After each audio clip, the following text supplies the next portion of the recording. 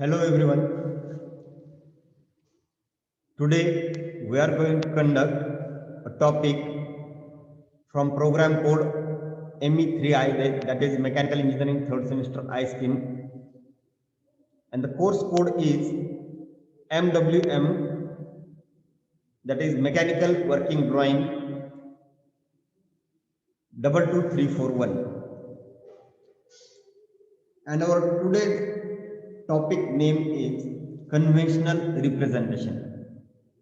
This topic is related to drawing of different components, drawing of different mechanical components, which will be used in industry, and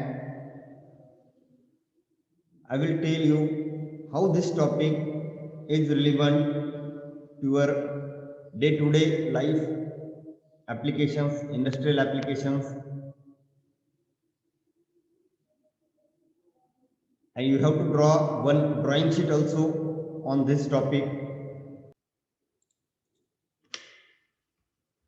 First of all, let us see the weightage of this topic.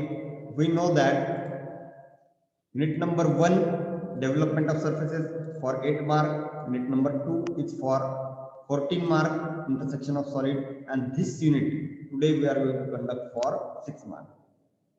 Then production drawing 10 mark, and details to assembly and assembly details. These are both interdependent topic to each other, contains 32 mark total.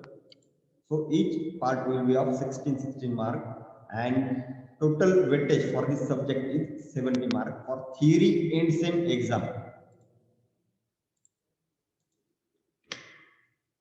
Now see, first of all, the conventional representation of the material. We know that while indicating any material in the drawing sheet or in AutoCAD, we have to mention some symbols, some representation, so that the person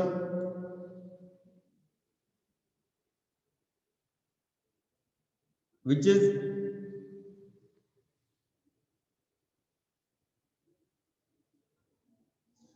able to read the drawing, or the worker which are manufacturing the components, they should get the details. It means that, for example, we know that in simple language, if glass you want to represent, then most of the people know this symbol, this representation. For representing the glass, we are using this one. For representing the wood, we are using this symbol. Wood or plywood, whatever it may be, we are representing with the help of this symbol. In the same way, if you want to show the steel or cast iron, all these material, or aluminum or copper and its alloy, aluminum and its alloy, steel, cast iron, all these things, all these metals, we can represent with the help of this symbol. Means rectangle is there and hatching line in that rectangle which indicates the metals. In that, steel, cast iron, copper, alloy, aluminum, all these things. And in case of lead, zinc, tin, white metal, all these metals we can represent with the help of these diagrams, rectangle and cross hatching lines. Is it so? And we know that how to represent glass, it is familiar to all of you. We know wood, we know liquid, how to represent liquid. Liquid may be water, oil, petrol, kerosene, whatever it may be. We are representing like these dots in a rectangle. Okay. So for representing the concrete contains mixture of cement, sand and gravel. So all these things we are showing with the help of these dots, small and medium and large. In the same way, for packing and insulating material, stoneware, marble, for this dotted inclined hatching lines are used, and for asbestos, fiber, felt synthesis, this diagram having crossed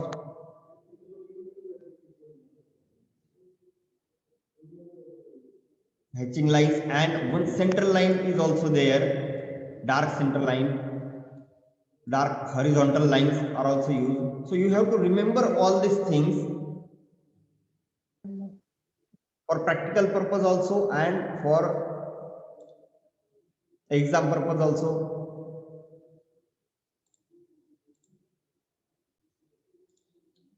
Now see these conventional representations.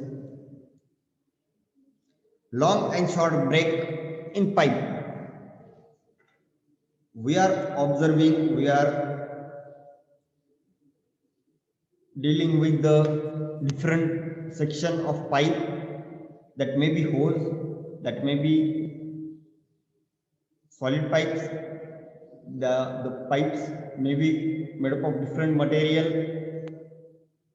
So these are the conventional representation for long and short breaks in pipe. We know that if round section is there, then its front view and side view looks like this.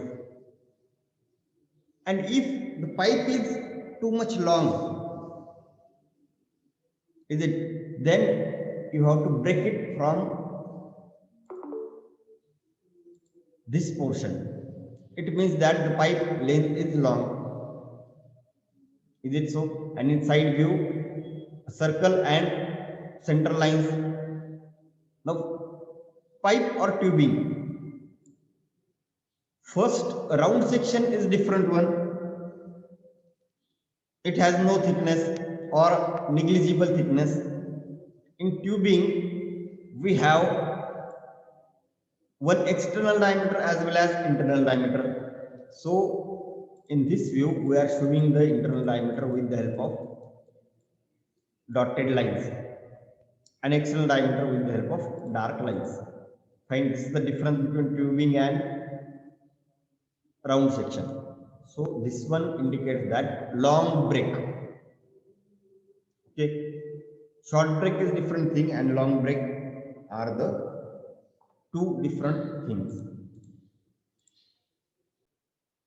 Then next, again pipe or tubing, one more section is given over here. If the pipe is having rectangular shape, then how to indicate this one?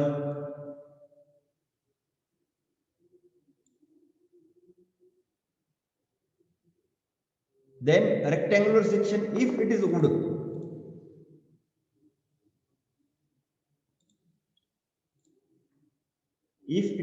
then the indication is like this. We know that how to indicate wood, we just seen, and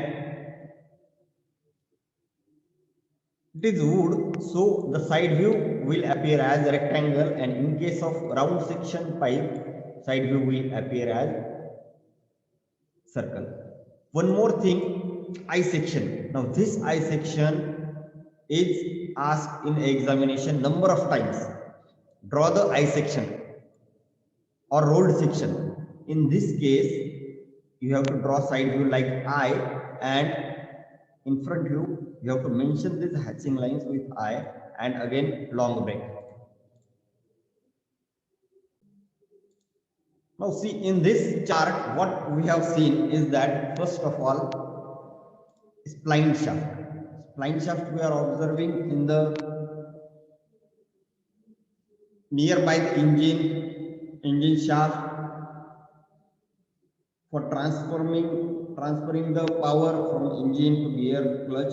So at this place, spline shaft are used. Then semi-elliptical leaf spring, we are observing it is below the chassis of tractor. Semi-elliptical leaf spring with eyes, that means at the end eyes are there. So these are the semi-elliptical leaf springs. And now cylindrical compression spring. All the springs you have seen number of times in number of applications. Even if in children's toys they are using such compression spring, and the convention is this one. Diagrammatical representation is also given about the spring. In number of diagrams, if such type of figure is there, then we should know these are the springs. Cylindrical tension spring. Here a curve is provided, and the diagrammatical representation for adjusting the nut and bolt. All these things are required. So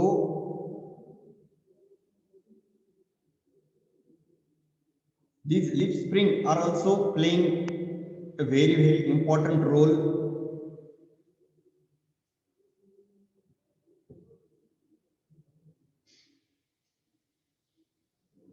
in the mechanical applications. If you see different mechanical applications, you will find number of springs, number of tension springs.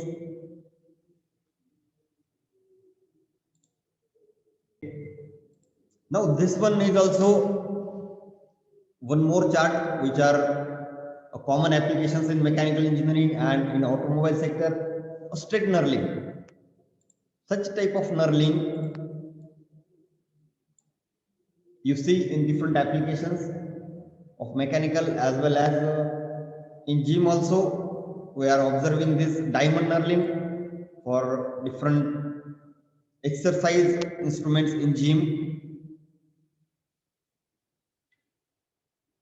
In different shafts, these knurlings are provided for the purpose of grip. Generally steel rods are there. On these steel rods, or metal may be different, the alloys of steel. On this steel rod, these knurlings, diamond knurlings, are used, either straight knurling or diamond knurling, according to the grip provided and what should be the grip for the particular instrument according to its use. What is its use?